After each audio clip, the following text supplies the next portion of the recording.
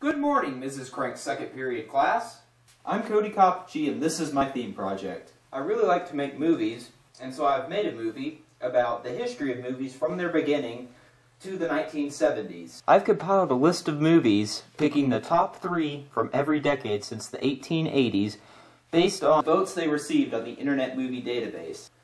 All the pictures I have are from the Internet Movie Database, and I believe them to be public domain, although I'd really not like it if you didn't sue me because of a school project. And now, the moment you've been waiting for. We're going to go back into the history of movies and start at the very beginning. Enjoy the show.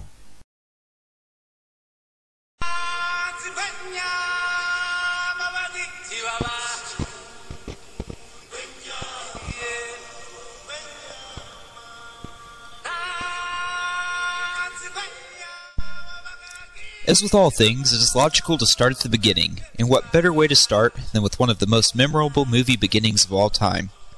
And just like how no one knows what the words mean in the beginning of The Lion King, no one truly knows who was the original inventor of the movie camera.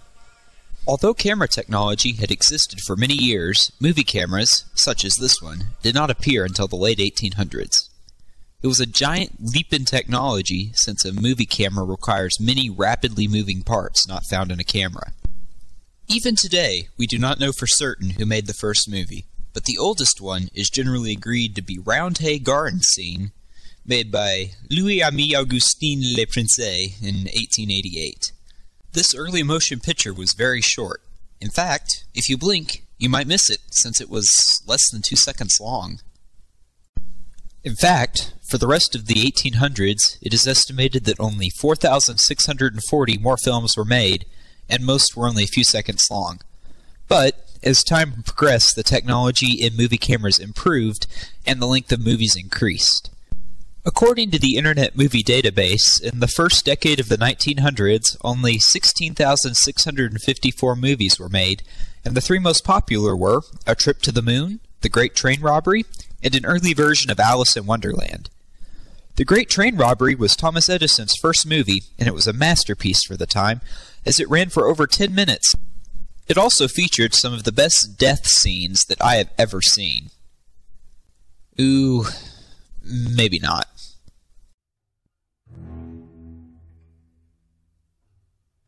The 19-teens were an era of both war and prosperity leading up to the Roaring Twenties, and gave rise to one of the most famous actors ever. Even though we may not recognize his name today, Charlie Chaplin is often considered one of the greatest actors ever, and one of his early films, The Immigrant, is considered one of the most loved movies from the 19-teens. The other prominent person from this era is D.W. Griffith, who often made movies considering racism, such as Intolerance, Love's Struggle Throughout the Ages, and The Yellow Man and the Girl. As we move on to the 1920s, we begin to see some of the roots of modern movie making. Metropolis, an early science fiction movie, and also an early political movie, railed against the gap between management and workers that was created by capitalism.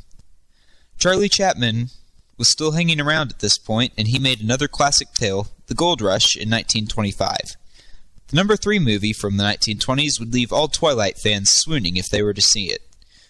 Nosferatu, a vampire story.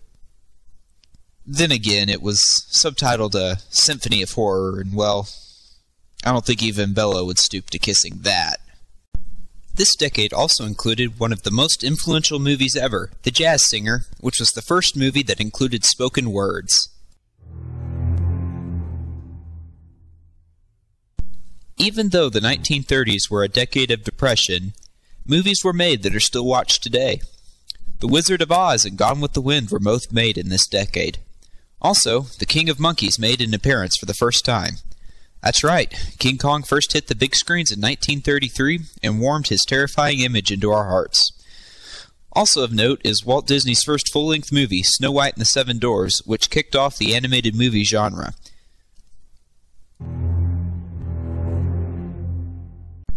Despite World War II, the entertainment industry in the 1940s did not slow down. The decade kicked off with Citizen Kane and Casablanca, 2 epic pictures that have been remade over and over, although the originals are still watched today. Also filmed in the 1940s was the first It's a Wonderful Life, a movie about life, money, debt, and redemption. Even though it is traditional fare at Christmas these days, it was a bust at the time it was released, barely making back what was spent to make it.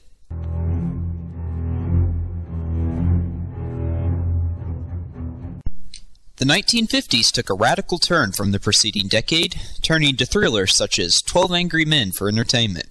The 1950s were also considered the peak of another famous man's career, Sir Alfred Hitchcock. One of his movies, Rear Window, is still enjoyed by people today, if Cringing in Fear counts as enjoyment. Foreign films also made some inroads during this decade, one of which is possibly the most famous foreign film ever. Seven Samurai, made in Japan, was about samurai that were hired to protect a village from raiders during the 1500s.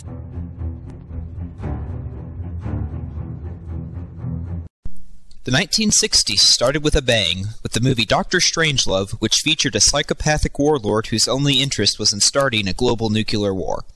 Another hallmark of the 60s was 2001, A Space Odyssey, which was the source of the catchphrase, "I'm afraid I can't let you do that, Dave." Last but not least was the film The Good, The Bad, and The Ugly.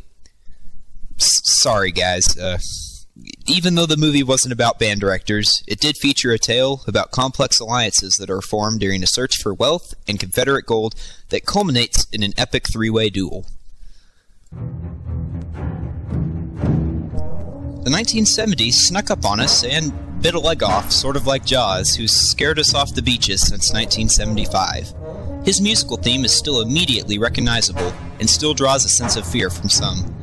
The Godfather first ruled the Mafia in 1972 in a movie about mafia deals in the US in the 1940s. Finally, closing out the decade was one of the most influential movies of all time and the second top grossing movie ever, only behind Gone with the Wind in revenue. Yes, that's right.